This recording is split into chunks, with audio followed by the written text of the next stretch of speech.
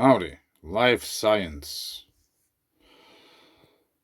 Never before seen crystals found in perfectly preserved meteorite dust by Harry Baker, published 3 days ago. So that's already old news. How to get rid of the special offer? I don't know. The dust was perfectly preserved between two layers of snow.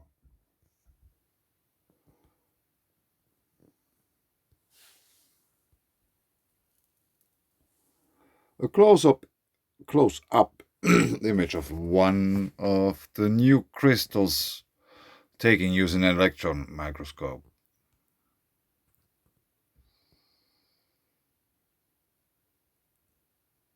It is hexagonal, not perfectly, but it has 6 corners. Researchers have discovered never before seen types of crystal hidden in tiny grains of perfectly preserved meteorite dust.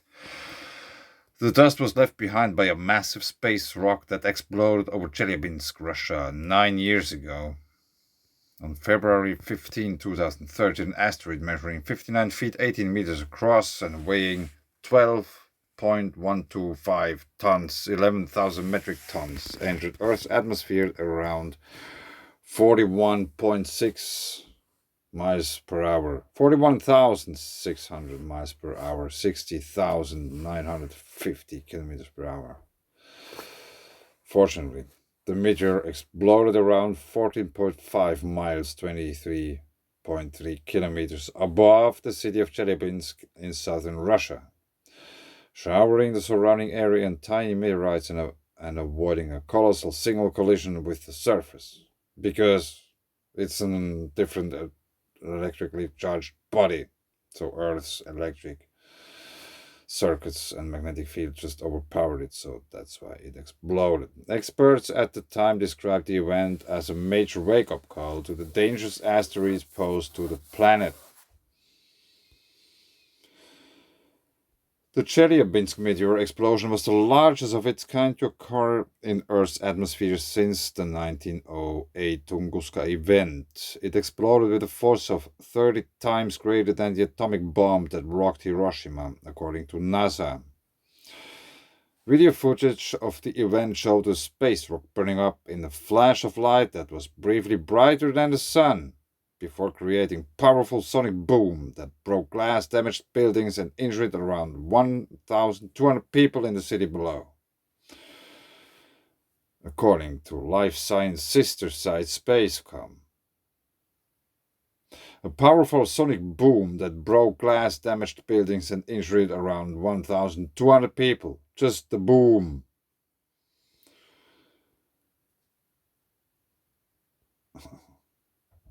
In a new study, researchers analyzed some of the tiny fragments of space rock that were left behind after the meteor exploded, known as meteorite dust. Normally, meteors produce a small amount of dust as they burn up, but the tiny grains are lost to scientists because they are either too small to find, scattered by the wind, fall into water, or are contaminated by the environment. However, after Chelyabinsk meteor exploded, a massive plume of dust hung in the atmosphere for more than 4 days before eventually raining down on Earth's surface.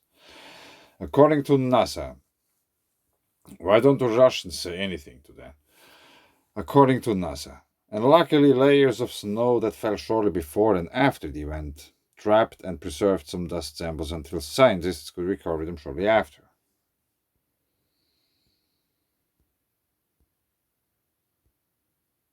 No. The researchers stumbled upon the new types of crystal while they were examining specks of the dust under a standard microscope. Do I have a standard microscope? I found some incredible stuff with the microscope I use. One of these tiny structures, which was only just big enough to see under the microscope, was fortuitously in focus right at the center of one of the slides when one team member peered through the eyepiece. If it had been anywhere else, the team would likely have missed it, according to Science News. After analyzing, go away. Oh me. Close. After analyzing the dust with more powerful electron microscopes, the researchers found many more of these crystals and examined them in much greater detail. However, even then, finding the crystals using an electron microscope was rather challenging due to their small size. What do you expect if you search something with a microscope? Are you surprised it's going to be small? The researchers wrote in the paper, which was published on May 7th in the European Physical Journal Plus. Berkeley currents. What's that picture? A computer model showing massive cloud dust in the atmosphere left over from Chelyabinsk Meteor Explosion 2013. Yeah, it might have started to swirl around because of the Berkeley currents. The new crystals came in two distinct shapes, quasi-spherical or almost spherical, shells and hexagonal rods, both of which were unique morphological peculiarities, the researchers wrote in their study.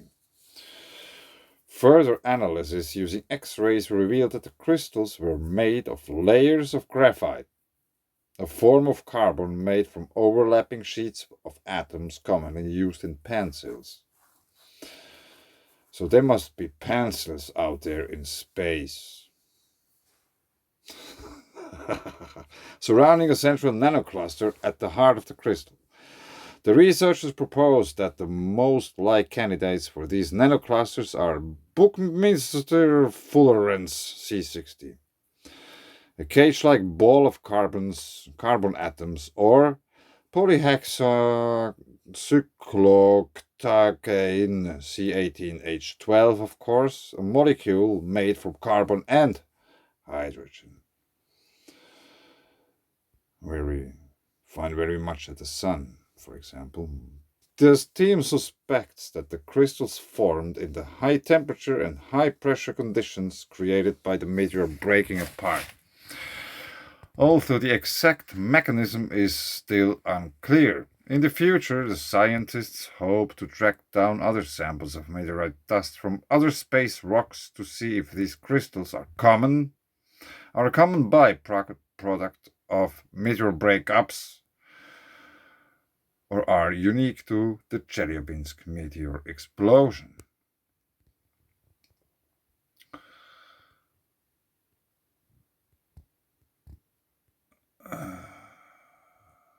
I just have to show you something about meteorites. It's not really related to hexagonal shapes, but triangular shapes. Where is it?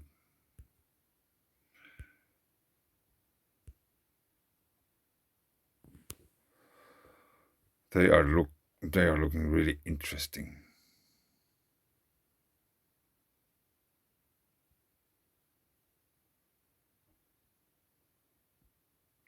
I was about to show you something. So that's Bruce Leybourne. And I just wanted to point this out. Double delta circuit quartz.